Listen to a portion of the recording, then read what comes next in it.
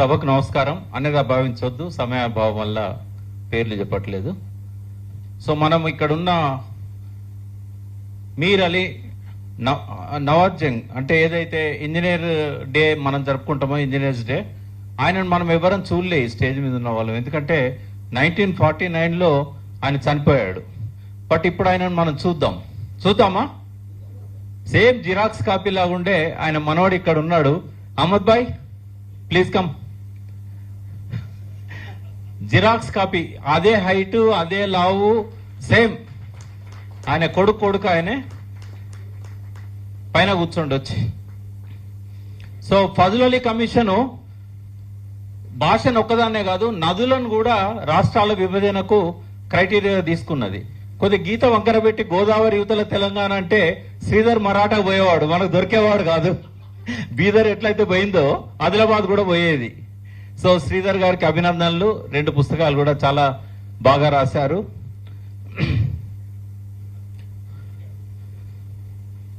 కొన్ని కుట్రల గురించి నేను చెప్పదలుచుకున్నాను. ఎందుకంటే శ్రీధర్ చాలా సౌమ్యుడు. నిన్న మొన్నటి దాకా డిపార్ట్మెంట్లో పనిచేశాడు కాబట్టి ఆయన కొన్ని పరిమితులు ఉంటాయి. కుట్రలు కుతంత్రాల గురించి ఒక రాజకీయ నాయకుల్లాగా ఆయన చెప్పలేడు. అవి నా స్పీచ్లో ప్రధానంగా ఉంటాయి. వాటితో పాటు దేశపతి గారు ఆదేశించినట్టుగా ఈ డౌట్స్, క్లారిటీస్ అన్నీ కూడా ఇందులో ఉంటాయి. కాళేశ్వరంలోకి పోయే ముందు తెలంగాణ 10 ఏళ్ల ప్రస్థానం సాగునీటి రంగంలో గౌరవనీయులైన అప్పటి నీటిపారుదల శాఖ మంత్రి హరీష్ రావు గారు కానీ, ఆ తర్వాత ఆ బాధ్యతలు తానే నిర్వహించిన మన ముఖ్యమంత్రి కల్వకుంట్ల చంద్రశేఖరరావు గారు కానీ, వారు సాధించిన వారి సారథ్యంలో, అంటే ముఖ్యమంత్రి గారి సారథ్యంలో అప్పుడు హరీష్ రావు గారు కానీ, తర్వాత ముఖ్యమంత్రి గారు కానీ సాధించిన విజయాల గురించి ఈ విజయ ప్రస్థానము ఇందులో ఉంది. కాబట్టి ఈ పుస్తకం చదివిన వాళ్ళకి ఇంకా ఎటువంటి అనుమానాలు, డౌట్స్ ఏముండవు. ఎందుకంటే ఇప్పుడున్న ముఖ్యమంత్రి ఏమంటున్నాడు, 20 ఏళ్ళు వెనక్కి నడిపించాడు, లేదా 50 ఏళ్ళు వెనక్కి నడిపించాడు, మొత్తం విధ్వంసం చేశారు, సాగునీటిలో దోచుకోవడం తప్ప ఇంకేం చేయలేదు అని చెప్పి ఆయన మాట్లాడే మాటలకు ఇది ఒక చెంపబెట్టు అని చెప్పొచ్చు.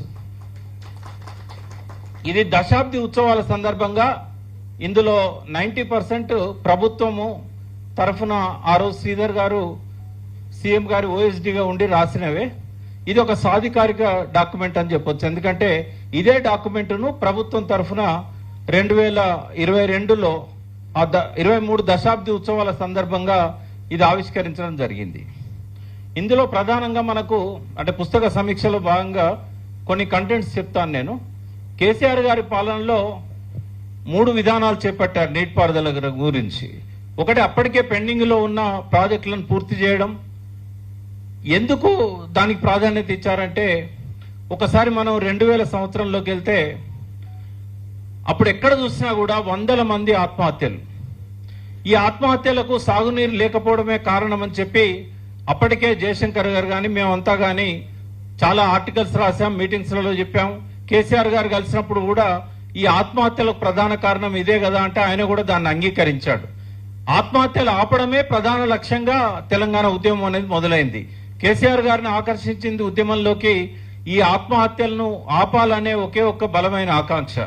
ఆత్మహత్యలు ఆపాలంటే కాలడ్డం పెడితే పారే కాలువలు మనకు కావాలి, గోదావరి కృష్ణమ్మలు మన బీళ్ళకు మల్లాలి, ఇక్కడ పంటలు పండాలి, సస్యశ్యామల తెలంగాణ కావాలి, ఈ నెత్తురోడే తెలంగాణ మనకొద్దు అని చెప్పి, హరిత తెలంగాణ ముద్దు అని చెప్పి ఏదైతే ఆయన నిర్ణయం తీసుకున్నారో, అందుకే అధికారంలోకి వచ్చిన మొట్టమొదటి సంవత్సరం నుంచి ఆయన దిగిపోయే 10 ఏళ్ల బడ్జెట్ వరకు కూడా దాదాపు సగం budget irrigation, agriculture and power, ఈ 3 రైతులతో నేరుగా సంబంధం ఉన్న రంగాలు. కాబట్టి ఆయన మొత్తము ఈ 9.5 సంవత్సరాల్లో కూడా సగం బడ్జెట్ దీనికి పెట్టాడంటే దేనికోసం అనేది మనం ఆలోచించాలి.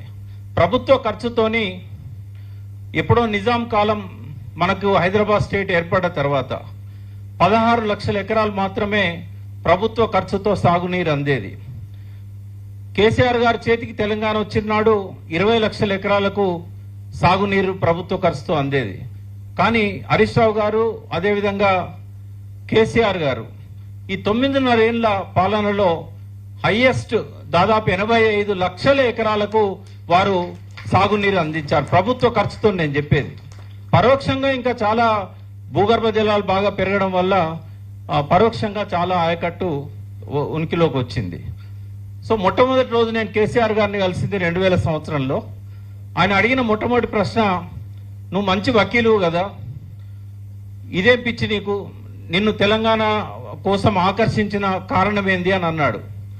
నేను అన్నా, సార్ నాకు ఈ తెలంగాణ కాదు, నాకు 7వ తరగతి చదివేటప్పుడు నేను చెంబుతోని బావిలో నీళ్ళని ముంచుకొని స్నానం చేసిన, ఆ బావి పోయింది, బోర్లు పోయినాయి, మళ్ళా నేను చెంబుతో నీళ్ళని ముంచుకొని స్నానం చేయాలి అంటే దానికి ఉన్న తెలంగాణ సంబంధం ఏంది అంటే ఆ సంబంధం అంతా కూడా ఆయనకు చెప్పడం జరిగింది. అది ఇప్పుడు సందర్భోచితంగా రేవంత్ రెడ్డి కుట్రకు కూడా ఒక కారణం దానిలో ఉంది. మనతోనే ఒక పాట పాడించేవారు రోజు మన పిల్లలతో, మా తెలుగు తల్లికి మల్లెపూ దండ. అందులో ఏముంటుందంటే, గలగలా గోదావరి తరలిపోతుండాలి, బిరబిరా కృష్ణమ్మ పరుగులిడుతుండాలి, విజయవాడ రాజమండ్రిలో ముంగిళ్ళ మురపాలు దొరలాలి, నల్గొండ పాలమూరులో ముంగిట్ల శవాలు ఉండాలి. ఇది ఆ పాట ఉద్దేశం. 57 సంవత్సరాలు 500 కిలోమీటర్ల పైనున్న తెలంగాణలోని గోదావరి నది మీద ఒక్క బ్యారేజ్ కూడా ఎందుకు కట్టలేదు? గోదావరిలో నీళ్లు లేవా? లేదా గోదావరి తీరాన పంటలకు కావలసిన భూములు లేవా? ఆదివాసుల భూములు కానీ ఇతర భూములు కానీ ప్రతి సంవత్సరం కరువుతో మాడుతుంటే, శ్రీరామ్ సాగర్ తర్వాత ధవళేశ్వరం కాటన్ బ్యారేజ్ దాకా ఒక్కటంటే ఒక్క ఆనకట్ట లేదు, ఒక్క బ్యారేజ్ లేదు, ఒక్క రిజర్వాయర్ లేదు. తెలంగాణ ఉద్యమం మొదలైన తర్వాత కూడా 2001 జూన్లో దేవాదులకు శంకుస్థాపన చేశారు.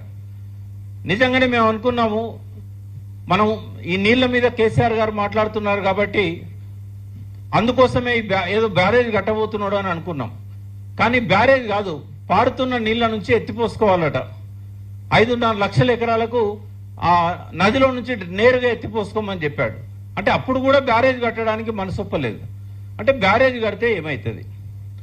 బ్యారేజ్ కడితే ఏమవుతుంది? గలగల గోదావరి దుమ్ముగూడెం దగ్గరనో, ఇచ్చంపల్లి దగ్గరనో, కాళేశ్వరం దగ్గరనో ఆగిపోయి ఎత్తిపోతల ద్వారా తెలంగాణకు వస్తుంది. కానీ ఇక్కడ చినుకులు కురిస్తే ఎక్కడో డెల్టాలో పంటలు పండించాలని ఆశతో చూసే వాళ్ళ కడుపు కొట్టినట్టు అవుతుంది కదా. అందుకే తెలంగాణ ముఖ్యమంత్రులు కానీ సమైక్య రాష్ట్రం వాళ్ళు కానీ, అంటే దాదాపుగా మీకు తెలుసుంటది, 57 ఏళ్ల ఆంధ్రప్రదేశ్లో కేవలం 6 సంవత్సరాల్లో 4 నెలల 14 రోజులు మాత్రమే 4 తెలంగాణ ముఖ్యమంత్రులు పరిపాలన చేశారు. ఎవరిని కూడా 2 ఏళ్లు దాటనీయలేదు. పివి నరసింహారావును అయితే 13 నెలలకే దించేశారు కాలు బట్టి. అందుకని తెలంగాణలో బ్యారేజీలు ఉండొద్దు. గలగల గోదావరి తరలిపోతుంటే రాజమండ్రి నీళ్లు పోతాయి, కానీ ఇక్కడ ఎందుకు మనకు నీళ్ళు ఇవ్వాలి అంటే, మరి చాలా మంది అమాయకంగా అడుగుతారు, 3000 టీఎంసీలు గోదావరిలో సముద్రంలో కలుస్తున్నాయి కదా, వాళ్ళకి మన నీళ్లే కావాలన్నా, మన వర్షపు నీళ్లే కావాలన్నా అంటే ఖచ్చితంగా మన వర్షపు నీళ్లే కావాలి. ఎందుకంటే తొలకరి వానలు కురిసే సమయానికి అక్కడ ఈశాన్య ఋతుపవనాలు, అక్కడ వర్షాలు పడవు. ఇది నైరుతి ఋతుపవనాలు మనవి. కాబట్టి మొదటి పంటకు నీళ్లు కావాలంటే వాళ్ళకు మన రిజర్వాయర్ల గేట్లు తెరవాలి. ఎప్పుడు తెరవాలి? జూన్లో తెరవాలి. ఎక్కడి కిన్నెరసాని, ఎక్కడి కడెం డ్యాము, ఎక్కడి శ్రీరామ్ సాగరు, ఏ డ్యామ్ కూడా తెరవకుండా ఉంచలే వాళ్ళు. జూన్ వచ్చిందంటే మనకి తాగడానికి నీళ్లు ఉండకపోతే ఈ గేట్లు తెరిచి ఆ నీళ్ళన్నింటినీ కూడా రాజమండ్రి దాకా తీసుకుపోయి నాట్లకు నీళ్ళని తీసుకుపోయేటోళ్ళు. ఎందుకంటే గోదావరిలో వరద వచ్చేది ఆగస్టు, సెప్టెంబర్, అక్టోబర్ ఆ టైంలో. అట్లాగే రెండో పంట ఎండిపోకుండా ఉండాలంటే మళ్ళీ మన తెలంగాణ గేట్లు తెరవాలి. మరి మన బ్యారేజీలు ఉంటే ఆ నీళ్లు పోతాయా? వాళ్ళకు 2 పంటలు పండాలి, కానీ తొలకరి పంటకు నాట్లేయడానికి నీళ్లు ఉండయి, ఏసంగి పంటలకి పొట్టకొచ్చే టైంకు నీళ్లు ఉండయి. మధ్యలోనే నీళ్లు 3000 టీఎంసీలు సముద్రంలో కలుస్తాయి. ఇది వాళ్ళ పరిస్థితి. అందుకనే గలగల గోదావరి తరలిపోతుండాలి, బిరబిరా కృష్ణమ్మ పరుగులిడుతుండాలి. ఇప్పుడు గలగల గోదావరి తరలిపోతున్నదా లేదా? ఇప్పుడు రైట్ నౌ బిరబిరా కృష్ణమ్మ మొన్ననే చూశాం కదా మనం. హరీష్ రావు గారు ఎన్నిసార్లు ప్రెస్ మీట్ లో చెప్పాడు, 75-80% నీళ్ళని వాళ్ళు తీసుకపోతే 10-20% నీళ్ళని కూడా మనకి ఇవ్వలేదు. నాగార్జున సాగర్ కూడా వాళ్ళ కంట్రోల్లోకే పోయింది, స్వాధీనం చేసుకున్నారు కదా. అంటే ఈ ఎన్నికల తర్వాత జరిగిన పరిణామం ఏంటంటే 2014 నాటి పరిస్థితి మళ్ళీ పునరావృతమైంది. అప్పుడు బ్యారేజీలు గట్టగా నీళ్లు పోయినాయి, గలగల గోదావరి తరలిపోయింది. ఇప్పుడు బ్యారేజీలు కట్టినాక కూడా గలగల గోదావరి తరలిపోయింది. తరలిపోవాలి, రేవంత్ రెడ్డి గారి స్వప్నం అది. ఎందుకు అంటే మొక్కు తీర్చుకోవాలి కదా. తనను ముఖ్యమంత్రిని చేసింది ఎవరు? చిన్న పిల్లాడని చెప్తాడు తెలంగాణలో. కనీసం పోటీ కూడా పెట్టలేదు. ఆత్మగౌరవ నినాదంతో, తెలుగు ప్రజల ఆత్మగౌరవ నినాదంతో కాంగ్రెస్ కు వ్యతిరేకంగా పుట్టిన పార్టీ కాంగ్రెస్ క్యాండిడేట్లకు మద్దతు ఇస్తూ కనీసము పోటీ కూడా పెట్టని పరిస్థితి. అంటే ఆయన విజయోత్సవాలలో ఏ కలర్ కనబడదు మనకు. మరి ఆయన రుణం తీర్చుకోవాల్సిన బాధ్యత ఉందా లేదా రేవంత్ రెడ్డికి? అందుకే ఈ కుట్ర ఏంటంటే కాళేశ్వరం కూలేశ్వరం అన్నా, మేడిగడ్డ ఒక 2 పియర్లు 3 పియర్లు దెబ్బతింటే అన్నారం బ్యారేజ్ మేడిగడ్డ మొత్తం నాశనమైపోయిందని అన్నా, కాళేశ్వరంలో ఎన్ని 28 ప్యాకేజీలలో ఎన్ని పెద్ద పెద్ద ప్రాజెక్టులు ఉన్నాయో అవన్నీ పక్కకు పెట్టి 1,02,000 కోట్లు కేవలం అన్నారం సుందిల్లా ఈ మేడిగడ్డ బ్యారేజీల మీదనే ఖర్చు పెట్టారని చెప్పినా, 1,00,000 కోట్లు దోచుకున్నాడని చెప్పినా, ఆయన ఉద్దేశం ఈ కాళేశ్వరం దండగా అని చెప్పినా కూడా ఆయన అంతర్గతంగా ఆయన మనసులో ఉన్నది చంద్రబాబు కావాల్సింది గలగల గోదావరి తరలిపోతుండాలి, బిరబిరా కృష్ణమ్మ పరుగులెడుతుండాలి, రాజమండ్రి విజయవాడలో బంగారు పంటలు పండుతూ ముంగిట్ల మురిపాలు దొరలాలి, మళ్ళీ మరొకసారి నల్గొండ పాలమూరులో వలసలు శవాలు మనకుండాలి. ఇది ఆ కుట్ర. సరే, శ్రీధర్ గారు అంత డెప్త్ గా రాయపోవడానికి కారణం ఏంటంటే వారు చాలా సౌమ్యులు, ఉద్యోగ బాధ్యతల నుంచి వచ్చారు కాబట్టి మాలాగా కటువుగా మాట్లాడడం కొద్ది కష్టం. ఈ బుక్ లో 10 ఏళ్ల ప్రగతి ఏంటి అనేది ఒక్కొక్క కంటెంట్ ద్వారా మనకు దాదాపు 140 పేజీల వరకు ఇందులో ఉంది. దయచేసి అందరూ ఈ పుస్తకాలు చదవండి.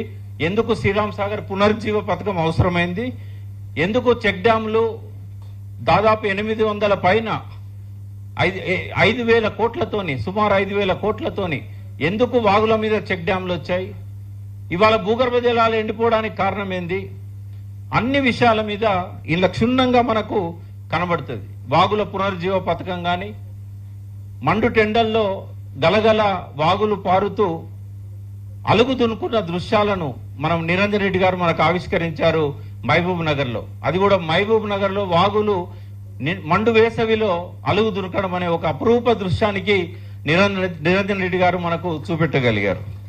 వాటి వెనకాలన్న ముఖ్యమంత్రి గారి మేధోమదనం, దాని ద్వారా వచ్చిన పునరుజ్జీవన పథకాలు, ఆయన 3 అంచెల విధానంలో పెండింగ్ ప్రాజెక్టులను పూర్తి చేయడమే కాకుండా తెలంగాణ అవసరాలకు అనుగుణంగా రీఇంజనీరింగ్ అనేది కూడా ఒక ముఖ్యమైన భాగం.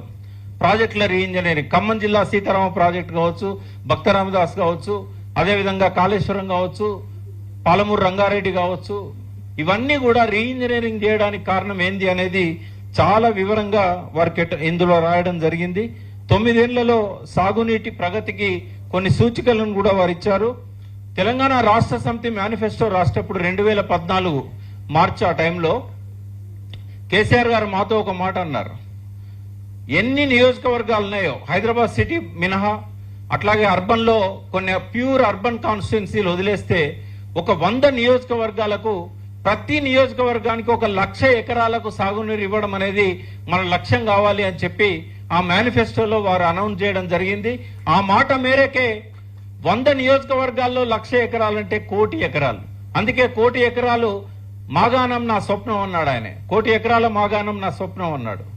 ఒకవేళ ఈ టర్మ్ కూడా కొనసాగి ఉంటే 1,35,00,000 ఎకరాలు నా స్వప్నం అని ఆయన ఆ రోజే చెప్పారు. ఇదంతా కూడా ఈ నీటి వాటా కోసం, అట్లాగే ప్రాజెక్టుల తుమ్మిడికి సంబంధించిన ప్రాజెక్టు కోసం కానీ హరీష్ రావు గారు, కేసీఆర్ గారు అనేక సార్లు మహారాష్ట్రకు వెళ్లి ఎన్ని ప్రయత్నాలు చేశారు. ఇవాళ ఏదో అలవోకగా కొంతమంది చెప్తారు. ఇవాళ మన తెలంగాణలో ఏమున్నా లేకున్నా పర్టికులర్ గా బుద్ధిజీవులలో మా శ్రీధర్ గారు వారిని గొప్పగా టేకేదారులు అంటారు. అంటే ఈ తెలంగాణ అంతా మేమే టేకేదారులం అన్నట్టుగా వ్యవహరిస్తారు. మేధావులు వాళ్ళు. మరి వాళ్ళని ఇప్పుడు నేను దుర్భాషలు ఆడలేను, కానీ ఆగం అనేది మాత్రం వాళ్ళ నరాన జీర్ణించకపోయింది. ఆగం అంటే ఎట్లుంటదంటే గద్దెగిరిందంటే ఎద్దెగిరింది అంటారు. దురపోతి ఏంటంటే తలుగు పట్టుకొని పోతారు. ఒకడేమో ఉద్యమకారులకు ఉద్యోగాలు ఇవ్వలేదు అని, ఉద్యమకారులకు పదవులు ఇవ్వలేదని ఓడంటాడు. ఇంకోడు అంటాడు ఉద్యమకారులకు పదవులు ఇచ్చి బానిసలం చేసుకున్నాడు అని అంటాడు ఇంకోడు. ఈ ఆగము సాధారణ ప్రజల్లో తక్కువ ఉంటుంది, కానీ బుద్ధిజీవులలో, మేధావులలో, విద్యావంతులలో, హక్కుల నేతలలో, జర్నలిస్టులలో కొంతమంది విప్లవ రచయితలలో నరాన పొంగి ప్రవహిస్తున్నది. ఈ ఆగం రాయిలను కొంచెం మనం అర్థం చేసుకొని దూరం పెట్టాలి. లేకుంటే మనం కూడా సూర్యుని చూపెడితే వేలును చూడాల్సి వస్తుంది. చాలా మంది ఉన్నారు సూర్యుని చూపెడితే వేలు చూసేటోళ్ళు. ఇక కాళేశ్వరానికి వద్దాం ఒకసారి. ఈ జలసాధన ఉద్యమం అనేది ఒకటి కేసీఆర్ గారి సారథ్యంలో, హరీష్ రావు గారి నాయకత్వంలో నవంబర్ 25, 2002 నుంచి జనవరి 6, 2003 40 రోజుల పాటు సాగింది. మేమంతా కలిసే ఉండేవాళ్ళం. నాకు తెలిసి హరీష్ రావు గారు 40 రోజుల్లో 40 గంటలు పండడో లేదో. అంతా ఫాలో అప్ చేయడం, ఒక్కొక్కరి ఫోన్లు చేయడం, రోజుకొక కార్యక్రమం ఉండే తెలంగాణ అంతా. కేసీఆర్ గారు మాట్లాడిన 10 నిమిషాల స్పీచ్, అట్లాగే ఇందాక తలాపున పారుతున్న గోదావరి లాంటి ఒక 15-16 పాటలతోని 2 క్యాసెట్లు కేసీఆర్ గారు దగ్గరుండి తెల్లవారుజామున 4 దాకా కవులను కూర్చోబెట్టుకొని రాయించిన పాటలు అవన్నీ. అంతకుముందు విమలక లాంటి వాళ్ళు పాడిన పల్లె పల్లెన పల్లేరులు మొలిసే లాంటి పాటలు, గోరెటెంకర రాసిన కంపతారు సెట్ లాంటి పాటలు, సేతానం ఏడుందిరా అని, ఇట్లాంటి పాటలన్నీ కూడా ఆ 40 రోజులు తెలంగాణ ప్రజలల్లా నీళ్ల సోయిని కలిగించింది. ఆ నీళ్ల సోయి వల్లనే ఎక్కడో మారుమూల ప్రాంతాలలో ఉన్న రైతాంగం అంతా కూడా తెలంగాణ ఉద్యమంలోకి వచ్చి పాల్గొన్నారు. అయితే ఎందుకు చెప్తున్నానంటే, ఇవాళ మరొక్కసారి ఇదే జలసాధన ఉద్యమం అనేది మరొక పేరుతోని తీసుకొచ్చి, ఎందుకంటే ఒక తరం మారింది కాబట్టి స్వరం మారింది. ఆ స్వరం మారింది కాబట్టే ఇవాళ అమాయకులైన తెలంగాణ ప్రజలను, తెలంగాణ జలసాధన ఉద్యమం అప్పుడు పుట్టని వాళ్ళను, తెలంగాణ వచ్చినప్పుడు కొత్తగా పుట్టిన వాళ్ళను సక్సెస్ఫుల్ గా ఈ సోషల్ మీడియా గాని, ముఖ్యమంత్రి గారు గాని పక్కదారి పట్టిస్తున్నాడు. కాబట్టి మనం ఎన్ని సోషల్ మీడియాలు వాడుకున్నా కూడా, ఎన్ని ప్రెస్ మీట్లు పెట్టినా కూడా అది సరిపోదు. మరొక 40 రోజులు ఈ తెలంగాణ జలసోయిని కల్పించడానికి కాళేశ్వరమే అది, కూలేశ్వరం కాదు. ఎన్నో అంతర్జాతీయ ప్రశంసలను పొందిన ఈ కాళేశ్వరం గురించి గాని, రీడిజైనింగ్ గురించి గాని, కేసీఆర్ పడ్డ తపన గాని, రాత్రి 2 దాకా ఇంజనీర్లను కూర్చోబెట్టుకొని చేసిన సమీక్షలు గాని, అన్ని విషయాల మీద కూడా మరొకసారి మనం జనంలోకి పోవడానికి ఈ 2 కూడా AK-47 లాగా మనకు పనికొస్తాయి. కాళేశ్వరం విషయానికి వచ్చినప్పుడు కొన్ని మీకు ఏవైతే అనుమానాలు రేకెత్తిస్తున్నారో ముఖ్యమంత్రి గారు, ఆయన ముఠా, ఇందాకనే ఒక కుట్ర చెప్పాను. ఆయన ఉద్దేశం ఏందో మీకు ముందు స్పష్టం చేశాను. ఆయన లేవనెత్తిన అనేక అంశాల మీద శ్రీధర్ గారు దాదాపుగా 16 అంశాల మీద, 16 అంశాలలో 100కు పైన సబ్ హెడింగ్స్ ఉంటాయి. వీటన్నిటి మీద కూడా ఆయన క్లారిటీ ఇవ్వడం జరిగింది. ఒకసారి మనము తెలంగాణకు ఎప్పటికి కూడా జీవధారే కాళేశ్వరం, అది గుర్తుంచుకోండి. ఎందుకంటే కృష్ణానదిలో నీళ్లు లేవు, మనకు చాలవు. ఆ నీళ్లను డైవర్ట్ చేయడానికి చంద్రబాబు నాయుడు నియమించిన ఆదిత్యనాథ్ దాస్ అనే ఒక ఆంధ్ర హక్కుల కోసం మనతో కొట్లాడిన వ్యక్తి, ఆంధ్రకు నీళ్లను దోచుకపోవడానికి కోసం KRMB దగ్గర మనతో పోరాడిన వ్యక్తిని ఇవాళ తీసుకొచ్చి జలసౌధలో అగ్రస్థానంలో కూర్చోబెట్టారు. విమర్శకులు ఒక 5 రకాలు ఉంటారండి. మీరు ఇప్పుడు ఈ హాల్లో నుంచి బయటికి పోయిన తర్వాత రేపటి నుంచి మీకు కనబడే వీళ్ళు 5 రకాలుగా మనం వర్గీకరించాలి. వాళ్ళని విమర్శకులు అనేదానికంటే వేరే పదం ఏదన్నా వాడితే బాగుంటుందేమో. ఒకటి, కావాలని రాజకీయంగా కేసీఆర్ గారి మీద, టీఆర్ఎస్ పాలన మీద బురద చల్లే వాళ్ళు, వాళ్ళ కాళేశ్వరం ఎంత మంచిగా ఉన్నదని అనిపించినా కూడా కేసీఆర్ ను బదనాం చేయడానికి, టీఆర్ఎస్ ను బదనాం చేయడానికి ఈ అబద్ధాలు, అసత్యాలన్నీ ప్రచారం చేస్తారు. కాబట్టి అది రాజకీయ కోణం. రెండవ వాళ్ళు నీళ్ల సోయి లేక రాజకీయ నేతల అబద్ధాలను నమ్మే కొంతమంది ఔత్సాహికులు, ఉద్యమకారులు కావచ్చు, ఇంకొంతమంది కావచ్చు. మూడవ వాళ్ళు ఏంటంటే కేసీఆర్ పై కోపంతో నిజాలను చూడ నిరాకరించేవారు. చాలా మంది ప్రబుద్ధులు ఉన్నారు, అందులో ఒకరిద్దరు ఇంజనీర్లను చెప్పుకునే వాళ్ళు కూడా ఉన్నారు. కేసీఆర్ మీద కోపం ఉంటుంది, వాళ్ళు ఏదో ఎక్స్పెక్ట్ చేస్తారు. ఒక ఆయన విద్యుత్ శాఖ మంత్రిని అయితే అనుకుంటాడు, ఒక ఆయన నీటిపారుదల శాఖ మంత్రి నాకే వస్తుంది అనుకుంటాడు. కానీ కేబినెట్లో వాళ్ళకి రాలేదు, వాళ్ళని పిలవలేదు, వాళ్ళతో మాట్లాడలేదు. తెల్లారి నుంచే స్టార్ట్ అయింది ఇక వాళ్ళ కోపం అంతా కూడా. నాలుగో రకం ఏంటంటే రాజకీయ పదవులు ఇతరత్ర, అదే ఇందాక నేను చెప్పిన లబ్ధిని ఆశించి పొందలేని వారు. ఐదో వారు ఏంటంటే హాఫ్ నాలెడ్జ్ గాళ్ళు, నయనాల గోవర్ధన్ లాంటి హాఫ్ నాలెడ్జ్ గాళ్ళు ఉంటారు కదా వాళ్ళు. నాకేం పేర్లు తీసుకోవడానికి ఏమి ఇబ్బంది లేదు. ఒక ఒక గొప్ప రచయిత, జర్నలిస్టు, ఆయన ఈ మధ్యనే ఒక పుస్తకం రాసిండు కేసీఆర్ గారి వీటన్నిటి మీద విమర్శిస్తూ. రాసి ఏమంటాడంటే, the Kaleshwaram fiasco a tale of greed and negligence అని రాశాడు. సర్టిఫికేట్ ఇచ్చేసిండు, a tale of greed and negligence అని రాసి ఏమంటాడంటే అదే పుస్తకంలో, నేను ఒక జర్నలిస్ట్ను, నేను ఇంజనీర్ను కాదు, ఇరిగేషన్ ఎక్స్పర్ట్ను అంతకంటే కాదు. ఇంజనీరింగ్ పరిభాషను అర్థం చేసుకోవడం నాకు ఇబ్బందిగా ఉంటుంది.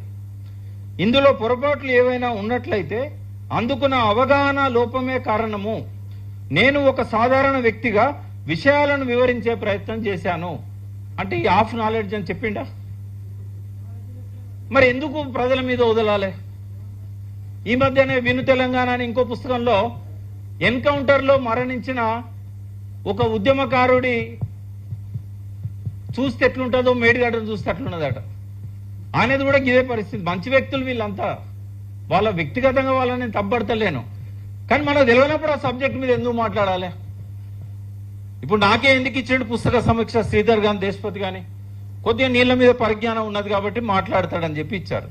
మరి తెలియనోడు ఎందుకు మనకు వచ్చి ఇవన్నీ?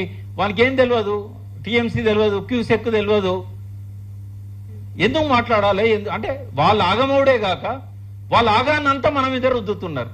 వాళ్ళు కొన్నిట్లో గొప్పకారులు, గొప్పవాళ్ళు, ఆయన గొప్ప చిత్రకారుడు కావచ్చు, గొప్ప ఫోటోగ్రాఫర్ కావచ్చు, అందులో గొప్ప అయినంత మాత్రాన ఆయన రాసిందంతా గొప్పనే ఉంటుందా? అంటే ఇటువంటి ఆగమయ్యేటోళ్ళు మనల్ని ఆగం చేస్తున్నారని చెప్పడానికి ఈ ఎగ్జాంపుల్ చెప్పాను. ఎందుకంటే శ్రీధర్ గారు రాసిన దానిలోనే ఈ అవధాని గురించి రాశారు.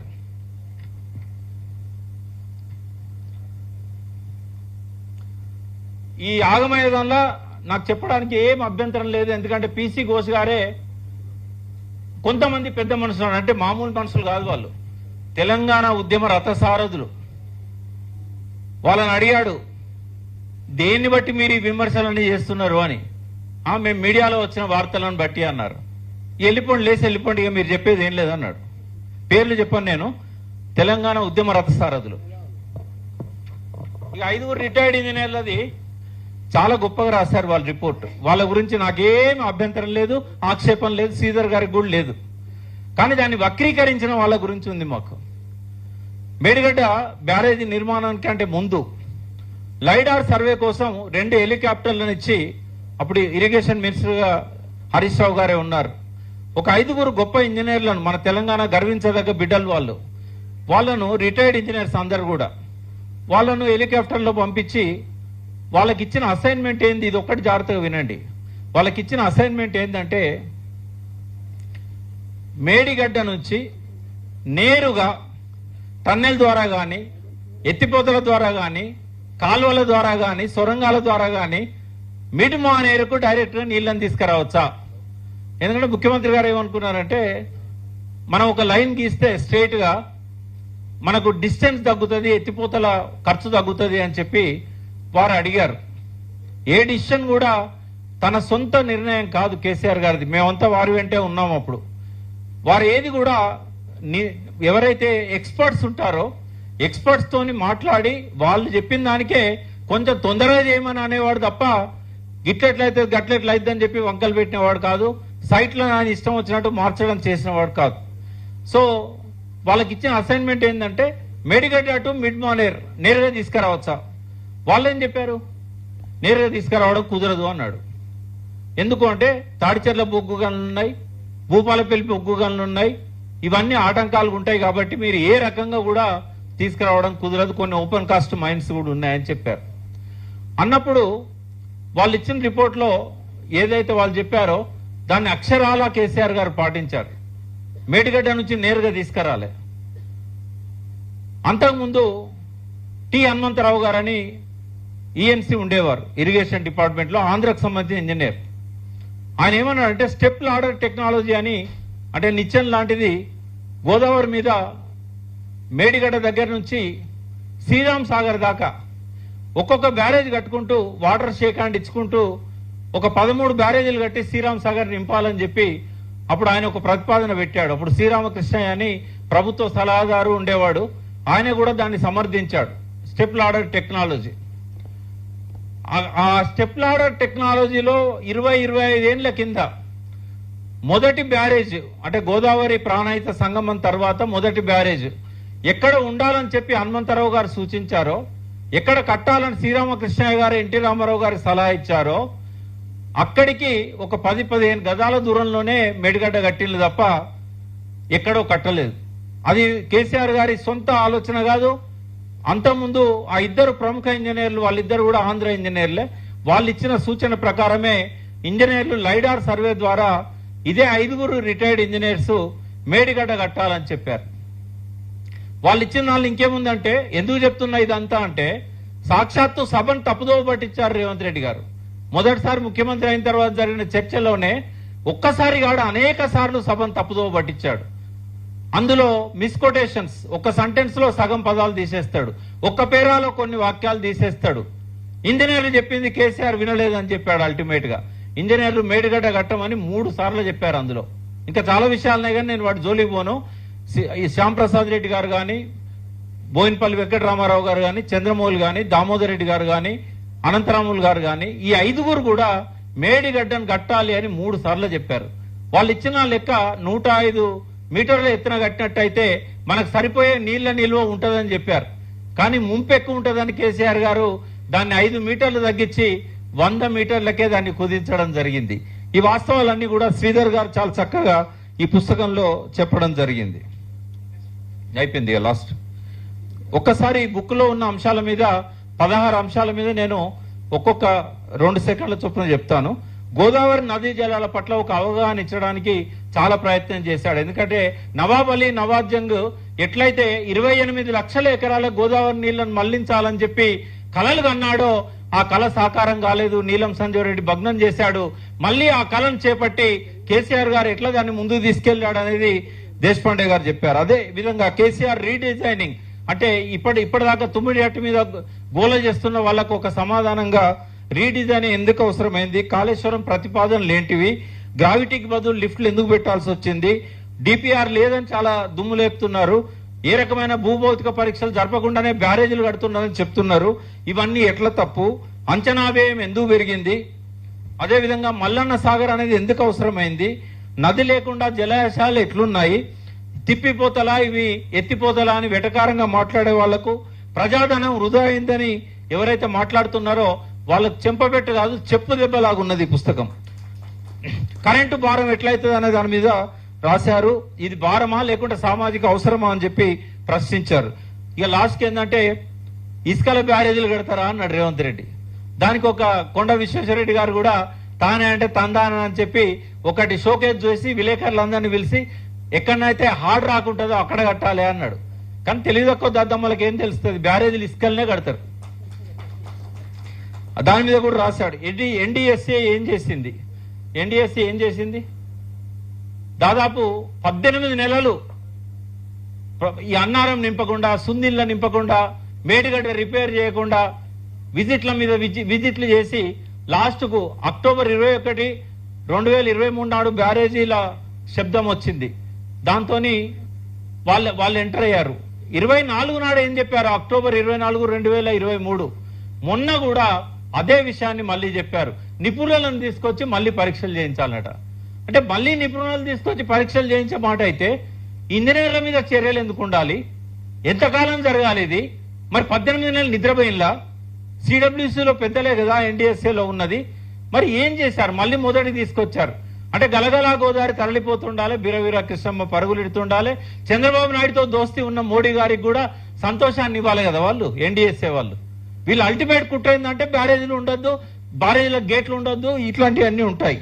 అదేవిధంగా ఒక 2 నిమిషాలు, ఈ చాలా మంది వాళ్ళు ఫోన్ చేశారు. మాకు నీళ్లు బావులు ఎండిపోతున్నాయి, బోర్లు ఎండిపోతున్నాయి. అప్పుడు నేను గ్రౌండ్ వాటర్ ఇన్ఛార్జ్ ఉంటుంది. అప్పుడు మీరు పైకి నీళ్ళని తీసుకొచ్చారు. మా గణపతిరావు గారు ఇక్కడే ఉన్నారు సభలో, ఓఎస్డి గారు. ఆయన బోర్ వేస్తే ఇంజన్ అవసరం లేకుండా, మోటార్ అవసరం లేకుండా తాటి చెట్టు అంతా చెప్పినాయి నీళ్లు. మరి అటువంటి పరిస్థితి ఉన్న ఇవాళ ఏంటంటే బోర్లు ఎండిపోతాయి. దీనికి కారణం ఏంటంటే కేసీఆర్ గారు ఉన్నప్పుడు కాళేశ్వరం నీళ్లను ఎత్తిపోసి వాగులు, చెక్ డ్యాములు, అదేవిధంగా ఈ చెరువులన్నీ కూడా అనుసంధానం చేశాడు, ప్రాజెక్టులన్నీ అనుసంధానం చేశాడు. 85 లక్షల ఎకరాలల్లో సాగునీరు అందడంతో భూగర్భ జలాలు బాగా పెరిగినాయి. ఇవాళ ఆ పరిస్థితి లేదు కాబట్టి ఇవాళ పంటలు ఎండిపోతా ఉన్నాయి. కాబట్టి ప్రజలలో మనం చైతన్యం తీసుకొచ్చి మళ్ళీ ఒక జలసాధన ఉద్యమం లాంటిది తీసుకొచ్చి ఈ కన్నెపల్లి పంప్ హౌస్ లో పంపులు ఆన్ చేయకుండా ఎవరు అడ్డుకున్నారు? ఇప్పుడు వాళ్ళు ఏం చేశారు? ఎన్డీఎస్ఏ వాళ్ళు కొన్ని సజెస్ట్ చేశారు, ఈ చర్యలు తీసుకోండి ఇక్కడ అన్నారంలో, సుందిళ్లలో. అవి రెండు వీళ్ళు చేశారు. ఎప్పుడు చేశారు? 24 జూన్ వరకు చేశారు. జూన్ తర్వాత నీళ్లు ఎత్తిపోయకుండా మేడిగడ్డ అడ్డం వచ్చిందా? ఇక్కడ అందరికి అర్థం కావాల్సింది ఏంటంటే మనకు మేడిగడ్డ ఎప్పుడు అవసరము అంటే డిసెంబర్ నుంచి మే నెల వరకు అక్కడ మనం గేట్లు వేసినట్టయితే కన్నెపల్లి పంప్ హౌస్ లో నీళ్లను ఎత్తిపోసుకోవడానికి ఎడప్ వస్తుంది.